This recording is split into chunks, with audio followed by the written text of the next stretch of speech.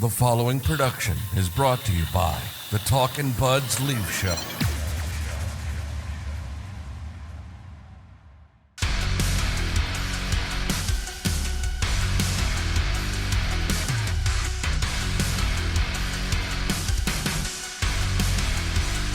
Here we go, Talkin' Buds Leaf Show, the final edition of the Talkin' Buds Leaf Show for 2023, and we need to remain consistent, so pull the tissues out.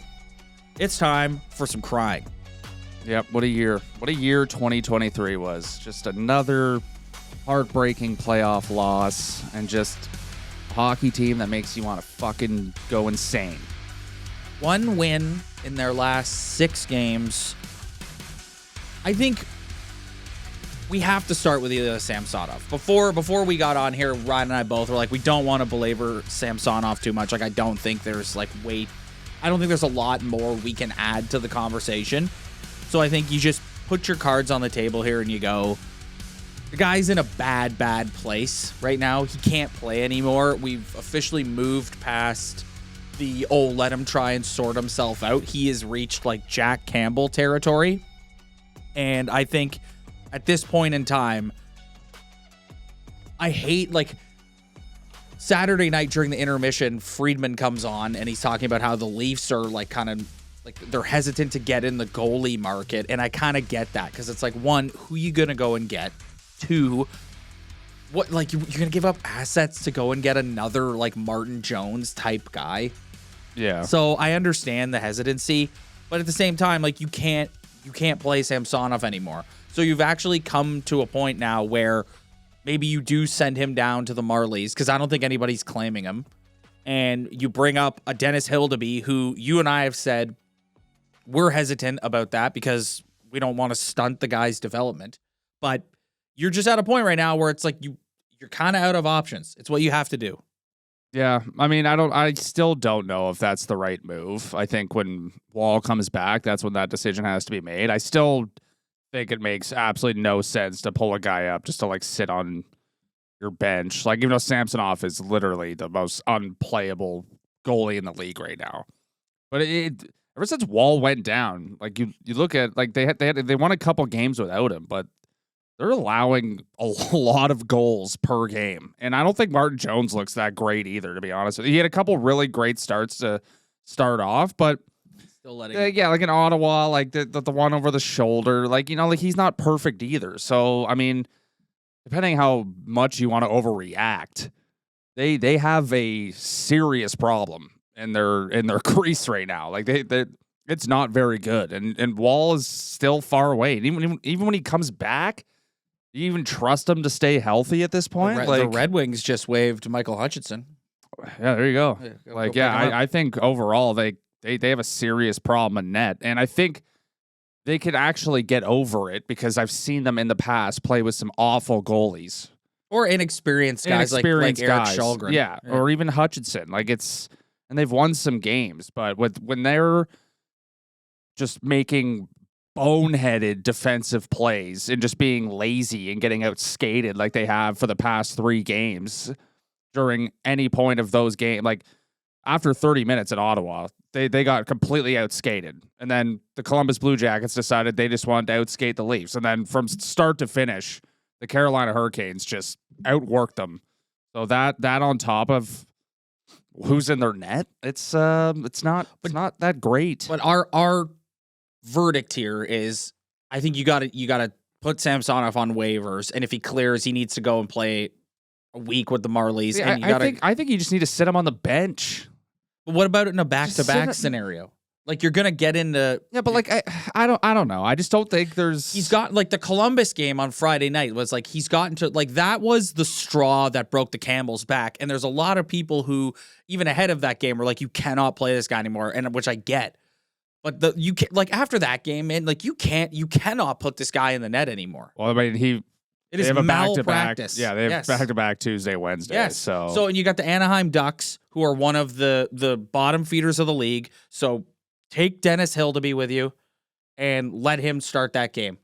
Because at this point in time, an inexperienced guy in Hildeby gives you a better chance to win than Ilya Samsonov at this point. Yeah, I guess you got to do what you got to do. He gives you 0% chance to win. You can't put him in anymore. Not everybody can be perfect and have some guy marinate in the minors for years. And like this guy's actually playing so fucking terribly that like you almost have to make exactly a decision like this. And in an ideal world, you're right. He stays down there, he marinates, whatever. But you do not live in an ideal world right now. And I think when Wall comes back, you're probably going to see a scenario where they really try and give Wall the net again and have Jones back him up. And I think Samsonov's done. I honestly think the guy's done. Like, I do not see a scenario where he has some sort of miraculous comeback this year. I think it's over. But after Kings and Ducks, they don't have a back-to-back for the rest of that month. So I don't know. Just don't. If you don't want to do that, you're going to have to get through that 2-game stretch, and then you're just going to have to suck it up. Like, I don't know, like play Jones every night. Like, or if you really don't want to go through that whole process of sending him down and bringing Hildeby up, like you could just sit his ass on the bench and let Jones just be a veteran and play the whole month of January. But I don't know. I don't know what the right answer is. It's really, I've never seen Hildeby play. I don't know how far he is. Obviously, that the height, and any time you hear anybody doing well in the Marlies, you're like, nice. Like, but we really fucking don't know anything about this guy. So it's, I know I don't want to make any crazy rash decisions. And this is all just stems back to what this whole year is about for me.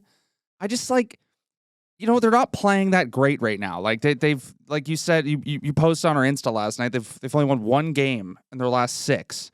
And when I hear about the Samsonov thing, it's like, you know what? Like, obviously, I want them to make the playoffs, but my expectations are dropping by the day for this hockey team, and they weren't very high to start with. So it's like, do you want to do anything crazy right now when we know what the end result of this season? That's why I said I brought up Friedman in the intermission, and I'm just kind of like, I get it. I get why Tree Living is like, I don't really want to go spend assets to get a goalie.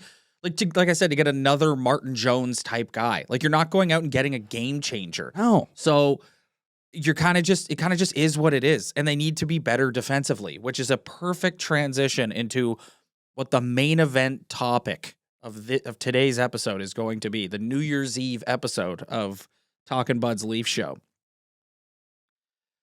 If you've watched this show for a while and you've seen me express my feelings about a certain individual on this team who stands behind the bench, you probably knew this was coming today. So yesterday, Sheldon Keefe announces they are healthy scratching David Kampf. When asked about it, he says there is going to be less tolerance for defensive mistakes going forward, and says, which is why he's scratching David Kampf. And they bring Pontus up. Okay? Our guy Pontus. Right away, people on Twitter are kind of like, I understand David Kampf has not had a great year thus far, and I'm not arguing that. But you ever had a boss at a job and you look at them and you don't take them seriously? Yes. Like they're phony. Like, you look at them and you see them trying to exert their power or whatever, and you're just kind of like, you're a joke. Like, you're an absolute joke. I don't take you seriously at all. You're a goof. You're phony. That's Sheldon Keefe. It is hilarious to watch him try and be a tough guy with the likes of David Kampf. And meanwhile, number 16 on this team, who has been mediocre pretty much from the word go this year, and you can go in the comments and you can write your numbers about why he hasn't actually been mediocre and how I'm an idiot. Knock yourself out. He's been mediocre. Sorry. 2 turnovers again last night. 1 turnover that leads to the empty net goal that puts the game away. He's just no accountability there. Are we going to read in the coming days that Mitch Marner is going to be put in the press box, or he's going to have reduced minutes, or he's going to be put down on the 3rd line? No, we're not, because that's not what this coach does. Because we're going to be a tough guy, and we're going to hold a guy like David Kampf accountable, and we're going to be a tough guy, and we're going to limit Max Domi and Nick Robertson's minutes, and we're going to be a tough guy, and we're going to get in Tyler Bertuzzi's ear and yell at him on the bench. But the guy who Sheldon Keefe really works for, number 16, just gets to get away with murder game in and game out. I saved a tweet here by gentleman by the name of Alec Brownscombe, who works for Maple Leaf Hot Stove, and I just thought it was perfectly put. It says, Camp forced to play in front of the net in the O-zone before Fantilli's soft goal on Samsonov, so he sits. Marner does a between-the-legs giveaway in his own zone versus Buffalo and doesn't miss a shift. Making an example out of Camp is a joke. Accountability starts at the top. Sheldon Keefe is a joke. This guy's a joke. He's a joke. It's over. It's so, listen, I get carried away. He seems like a perfectly nice guy. I actually quite enjoyed him during the All or Nothing Amazon series. I thought he was pretty entertaining in that. It's so over. You need a new general to come in and reestablish control, because it's so, and I think this is what the fans, Marner is really taking the brunt of this, because I think, like I said earlier, I don't think he's had a great year thus far, and I think he does a lot of careless, how many Carolina Hurricanes did you see last night do a between the legs, behind the back pass? The answer is 0. And how many of you are going to hear me say that and go, well, they don't have the offensive skill that Mitch Marner has? The Carolina Hurricanes are not where they'd like to be in the standings right now, because they've had goaltending issues like the rest of the league. Yeah. But when you watch that team, all of them are bought in and committed. That team the interference all over the ice, they're all just coached how to get away with modern clutching and grabbing and not get called for it. Everyone is bought in. Everyone has an active stick. Everyone is going north-south. Everyone is finishing a check. Everyone is clogging up the middle of the ice.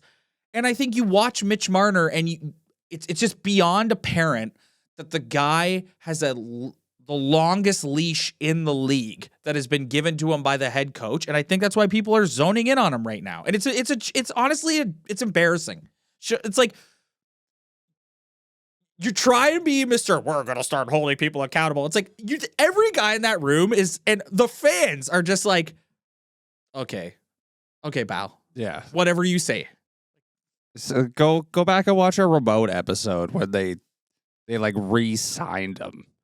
I told you, this is the stupidest thing I ever. This guy has, he also carries no respect with the top guys either. They might give him a leash or whatever, and then he might try to do them favors by that, but you know all those guys don't respect him either. That's what I mean, and I think that's why, again, Marner is taking the brunt of that, rightly or wrongly. But I think that's what people are sensing. And that is that's what's jumping off the screen, is what you just said. The top guys are running the show here. So Sheldon is trying to be Mr. Tough Guy and swing the hammer on a David Kampf, who by the way, is their best penalty killer. Yeah. And they got scored on twice on the PK. Yeah, that's the wrong guy. I know. Yeah. When it comes to offensive production, we know what David Kampf's all about. It's jack shit. It's nothing. The guy's 7 points. But the guy's barely on the ice. Come on. Talk about defensive efforts. Shut up, man. Shut up. David Kampf has busted his ass for you for what limited talent he has. The guy has done everything for you, and he's just a lowly fourth line center, and you're trying to make an example. We knew this guy needs to go. Yes. Man. It's just, I don't know why they decided they wanted to prolong this a year, because if he's coming back next year, that's a joke, because we know this year's going nowhere. They're going to get dipped from the first round. No problem. They're going to play the Bruins or the Panthers or whoever the hell they're going to play. And then we're going to have this conversation again where we could have just cut the head off the snake and just restarted. Yes. New general manager, new coach. Yes. Instead, we have this. It's the same crap. Here's another tweet I set aside to read today from Anthony Petrelli. in terms of the game, it was probably never going to matter either way. But if you want to talk accountability, the third line scores twice, and when they make it a 3-2 game with 10 seconds left, they immediately get yanked off for the top guys who produce nothing all night. It's jumps off your screen that Sheldon Keefe is beholden to these top guys. He will never hold them accountable. He does whatever they want. They get away with absolutely everything. He works for them. Yeah, no, it's Sheldon true, yeah. Keefe works for Mitch Marner. Yeah. And he works for Austin Matthews. Those two guys specifically, because we've seen him hold Nylander. Yeah, you could throw Tavares in there too, but like we've seen him hold Nylander accountable in the past, but now I think Nylander's reached a point where Sheldon is going to work for him now too. Well, he's having he's having an incredible year. It's over. It's so beyond over. And you got a guy on your bench in Guy Boucher who you could transition to in an interim role and just have a new voice back there. Or Craig Berube just found himself on the market. Cup-winning coach who turned the Blues around in a season and won the Cup. Doesn't take any shit. A guy who's not going to come in here and work for Mitch Marner. Yeah. Like, it's just, he's toothless. Like, it's true. He's it's toothless. like they like really he's a phony baloney. That's what he is. He's a phony baloney. Like, I'm so sick of looking at him. I'm so sick of listening to him. It's just not it, man. I'm so sick of him like doing his thing where his face gets red as a tomato while he's screaming at the officials. It's like, yeah, you're right. This guy's not it. But he also never winning a cup with this guy behind the bench. I don't care. Like, never. He also falls under the exact same category that all the Leafs fall under, where it's like you go after Keefe and then someone like throws his like winning percentage at you as a head coach. And it's like, no, he's just like this whole team. They may look great on paper, but they're just not it, man. It's just not like you have to be blind. Like, no offense to blind people, but it's just like they're just not it. He's just not it. The team's not it. I don't care how well they play, what stats you throw at me. You can't convince me. That's just not it. I'd like to read one more tweet from Mike Stevens from the Staff and Graph podcast. The one single good thing Mike Babcock did in Toronto was demote Mitch Marner to the bottom six whenever he had stretches of nothing burger hockey. Yeah. It's true. It's true. Sheldon Keefe won't do that, though, because Marner's his employer. So he won't do it. He won't do it. He works for him. He checks in with him every day, make sure he's got what he wants, make sure he's getting his ice time. Yeah. It's just like the politics of it have run amok to the point that, like I said, it's jumping off your screen. It's jumping off your screen. Yeah, it sucks. This year is a waste of a year. It is. Bringing this guy back. Yes, exactly. This whole year's a waste to me. Exactly. If you have him behind the bench, like God, like he's just like I'm at the point where looking at him makes me want to change the channel. I'm so tired of him. Yeah. It's over. I know. Like, I know. Made such an idiot of himself yesterday with this whole tough guy thing with David. You're not a tough guy. You're not a tough guy. You're not. Yeah. You're beholden to Mitch and Austin. They know you work for them. They call the shots. There's also a clip from the Columbus game. I'll see if I can find it on Twitter. He is beside Nylander, and he's like pointing out and trying to give him Nylander's not listening. He's very clearly not listening. Yeah. Tuned out. Yeah, it's like he works for them, but I don't even think they respect him. That's the thing. It's like I think Austin Matthews thinks Sheldon Keefe's an idiot. Like, that's just how I feel.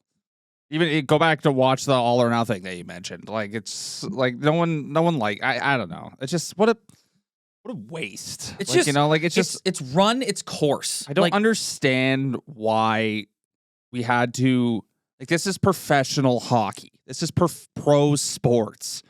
It seemed like this guy was brought back because of like some sort of like sympathy card or something. It's like, what was the actual reason for this guy to come back? I don't care about, like, just watch the team, watch the games. Like, yes, it's like the same old, same numbers. It's not winning percentage. You watch the Carolina Hurricanes. Come on. Watch the Carolina Hurricanes, and that is a team that is bought in to the message that Rod Brindamore is conveying to them. Well, they just played. That- They played the classic beat the Leafs style. Yes. Like, and just think they couldn't Again, another reason why people target Marner. You're playing a team that plays playoff caliber hockey, and he is ineffective. Is putting it nicely. They got outskated. They couldn't get anything to the net. They couldn't get any. Couldn't cap when they did get to the net. They can't bury anything. Power plays back in this lazy. Like, why does it take 30 seconds to make a backwards pass to whoever's the trail guy, and then they go in, it's over instant. Like, it's just like it was just classic textbook beat the Leafs hockey. Yes. Just outwork them, clog the middle, to like limit the top guys. Why does every team in the league know how to do that to beat them? Because that's the type of culture that Sheldon Keefe has set here, where he puts the same guys over the boards and they just get to do whatever they want without any accountability. Nobody is bought into playing a certain style. Nobody is bought in to having an identity. Like, that's what jumped off. I know. I'm really sitting here like this. You could say we're the Talking Buds Hurricane show here, but like, it was so apparent. This is a team that is trying to create an identity and is bought into an identity and has gone on a deep playoff run and understands what that means and how you have to play, versus a team that is still doing the same fucking thing night in, night out. Yeah. Oh.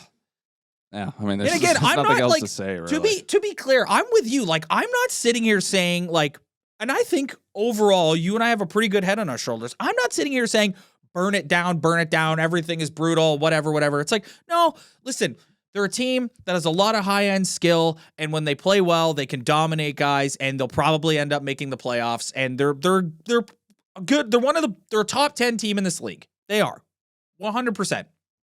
But a lot of people in the fan base and in the media love to refer to this team as a cup team and a cup window and cup contenders. And they're not. No one believes that. They're anymore. not. Nobody They're believes not. that And anymore. that doesn't mean that we're spazzing. It means we're living in the real world. Yeah. And until you get the goaltending sorted out, until you look at fixing your defense. Yeah, that's getting a stud defenseman back there, until you decide that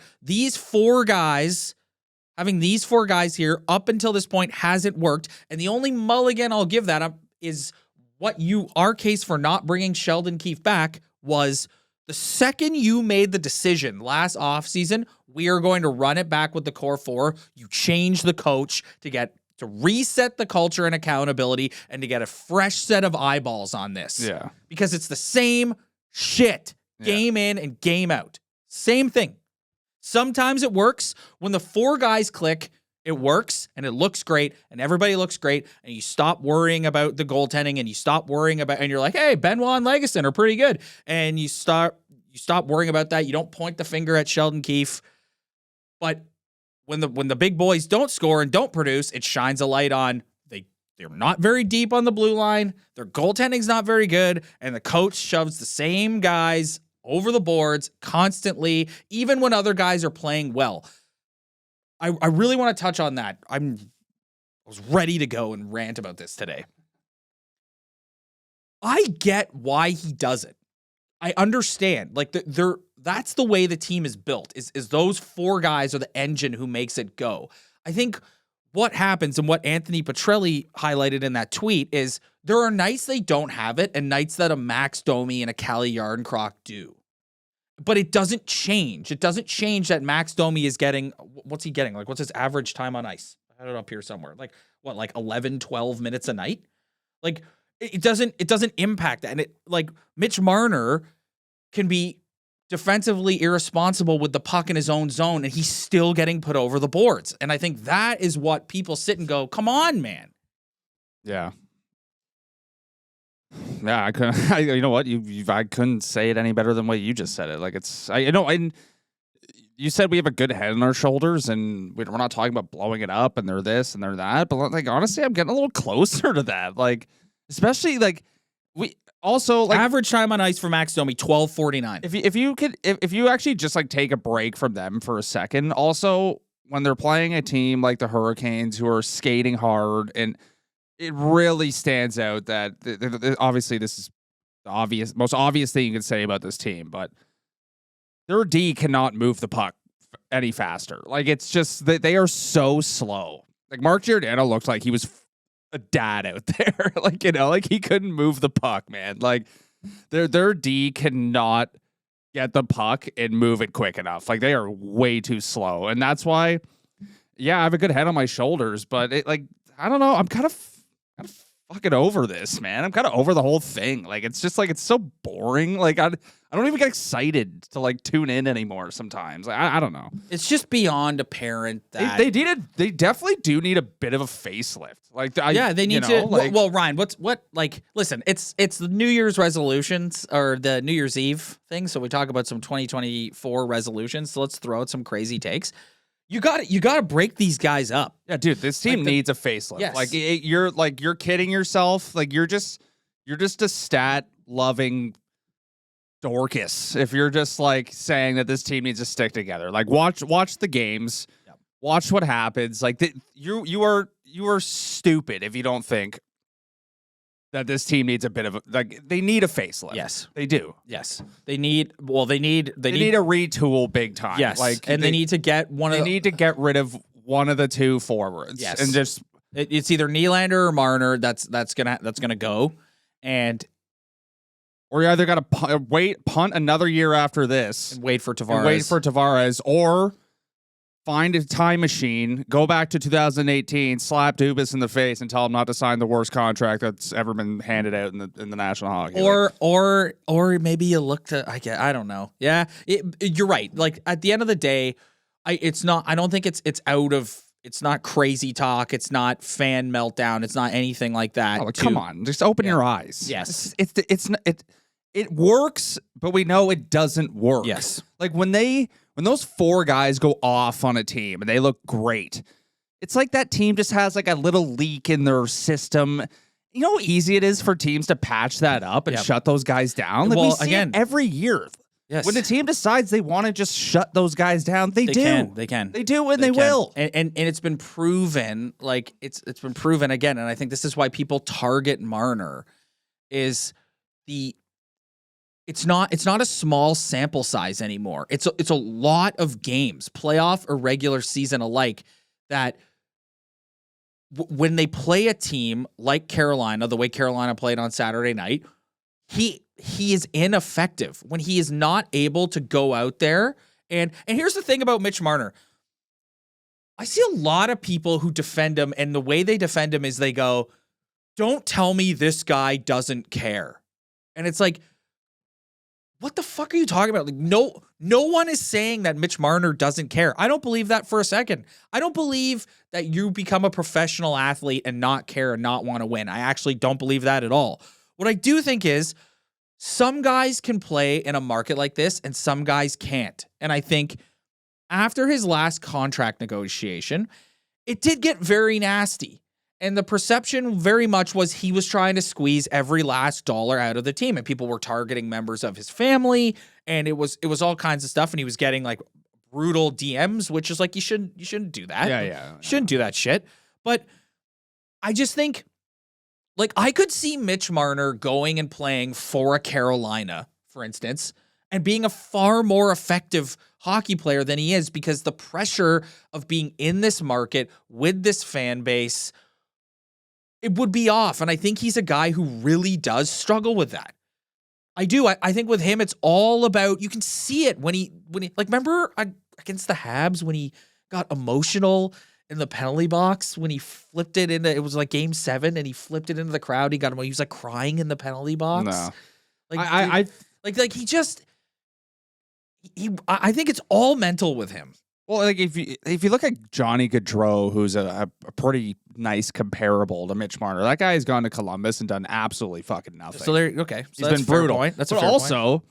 if somehow he got slotted in on like a good team and was like on their second line, the guy would probably be unbelievable. Yeah, he cannot handle a primetime spot, but he has to be in the primetime spot because he demands primetime money. Yeah, so it's like, I don't know. And I think it's just gotten weird with like Matthews a bit too. Like there's the clips of his dad and the dad's trip a few weeks ago and here's the thing, right? It's like Paul, everyone's targeting his dad, Paul, because his dad's reaction to Tavares and Matthews scoring goals was subdued, which in another market, you wouldn't even notice that. You wouldn't even know which one was. Why his are we dad. talking about somebody's dad? Because what is this? Because the contract negotiation I know, got so sour and ugly. But this is what I mean. With the fan base that people now know who Paul Marner is. And talking they know, about somebody's father I know. at the NHL level. I know. I know. That is the... That's exactly my point. That's Wow. exactly my point. Like, I think come it's on. just gotten to a point with him where I think he feels that, and I think it affects his play on the ice. Like, not once this year. Actually, no. There was a couple.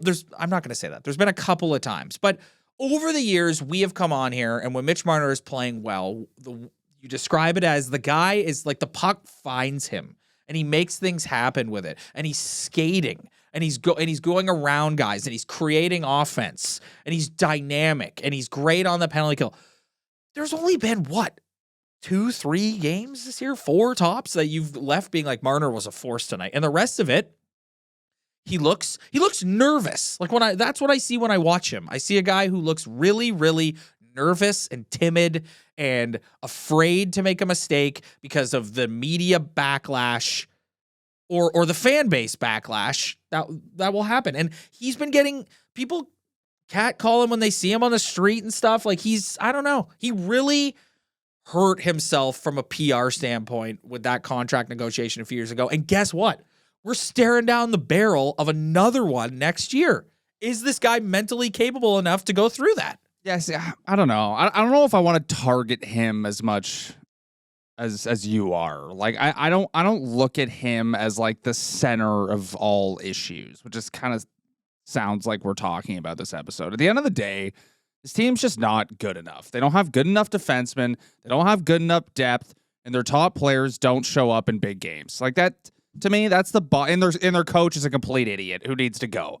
Like they need a reset here at some point. And the easiest thing to do to reset is to fire the coach and bring somebody else in because we don't know. Like that's why you fire coaches. That's why coaches get fired like nothing in the NHL, because it's the only thing you can do that doesn't count against your salary cap. So fire the coach, bring somebody else in here, and let's see if we can get another look. Let's see if we could put Mitch Marner in a better situation where he doesn't look like he's gonna cry. Like, like it's let's put David Kampf in a better position so he doesn't get benched for playing 7 minutes a night and being stuck with Ryan Reeves, who was basically like carrying a 100-pound weight on your leg for half the season. Like you got this is the number one thing that needs to be done. And your rant was epic. This guy is so like, see you later. That's the only way they're going to get any sort of change in this. Yeah. What they're doing any right sort now. of immediate change. Yeah. Cause you don't know like how many times does a new coach come to a new team? Like, look at Rick Tocchet right now. Like it's they're like first place the in the Canucks league. looked fucking terrible. Yeah. They were so bad. Yeah. Brock Besser was on life support. Yeah. Now the guy's 25 goals. It's like this is the next thing you need to try if you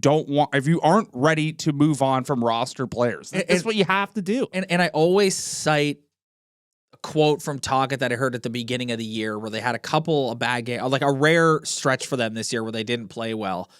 And he basically in the media was like, I don't know what these guys think we're doing here or what they think this is, but this is not how things are going to be. And look at them. Yeah. And that's just like Sheldon Keefe, like he doesn't command that type of respect in the room. And it's to the point that, like you said, you can tell by watching that the top dogs are just like, okay, whatever, buddy. Put me out in the ice. Yeah, they shut up and he put me out works in the for ice. them, but Yes. they don't respect him. Yes. Like it's like I think that Rick Tocchet is the perfect example, because there was the Canucks have been so bad and they've had so many players who've underachieved, and look what happens when you bring a guy in who's got some stones, and it's just all these guys, it's like they've been revived. Yeah.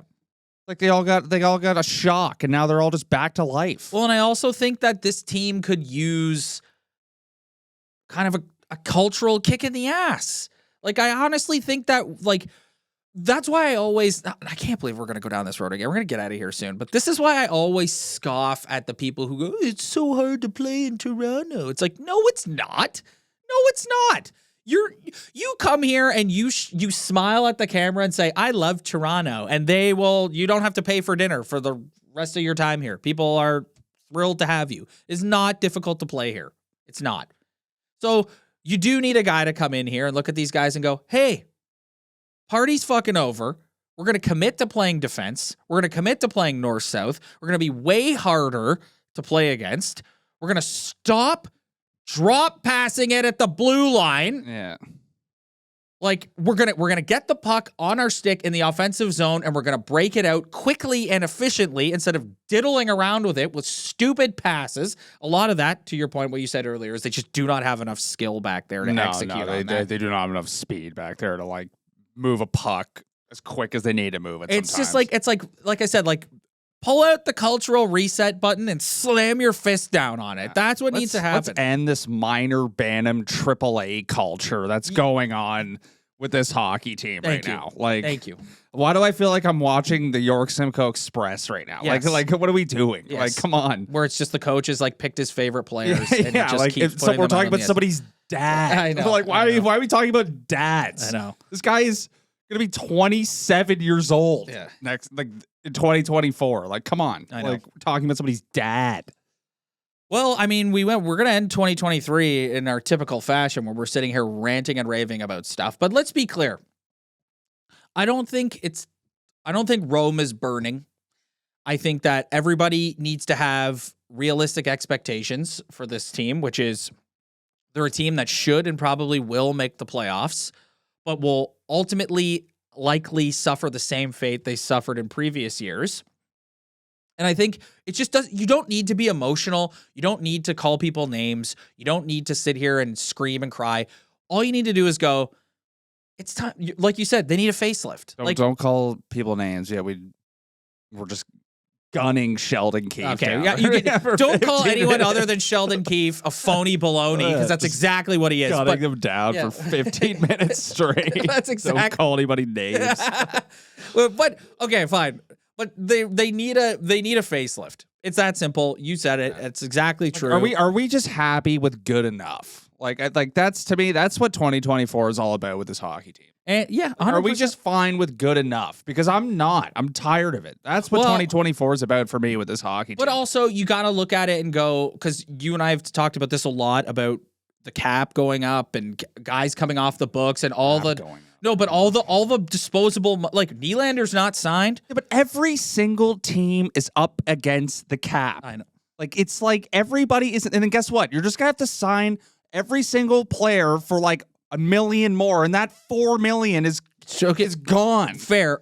Like, I hate looking for positive things with the cap going up. But I think players' demands go up. Yes, because there's more money. Fair, but I also think that I think you just have an opportunity to kind of remake your team a little bit here. Well, yeah, they don't have a roster. Like, who's playing defense for them next year? Yeah, well, so there you go. You got an opportunity to go kind of forced to sign some guys, make some trades, do whatever, right? Yeah. But I think for this season, if you want to try and squeeze the most out of this season, I think you have to just, I don't care what the record is, you gotta consider moving on from Sheldon Keefe, and you gotta hope that Martin Jones can really hold the fort down for you until Joe Woll gets back. And then you got to hope then that Joe Woll stays healthy.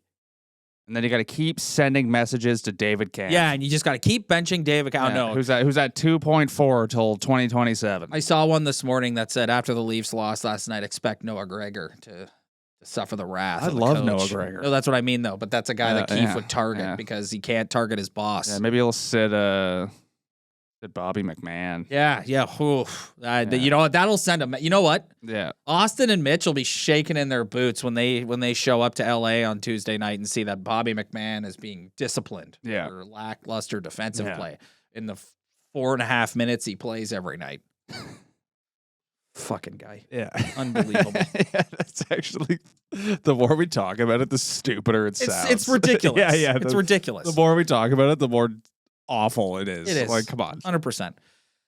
Okay, we're going to get out of here. Last episode of 2023. Thank you so much to everybody who subscribed to our channel, who watched us, who commented on the videos. Like I always say, whether you rip us or whatever, we love every second of it. It's amazing. We appreciate everybody's support. We're back stronger than ever in 2024. Happy New Year to everybody. If you like what you see and want to come on the ride with us into 2024, postseason and beyond, off-season cap going up, hit that like and subscribe button below. Spread the word, tell your friends. We really appreciate it. We will see you guys in 2024.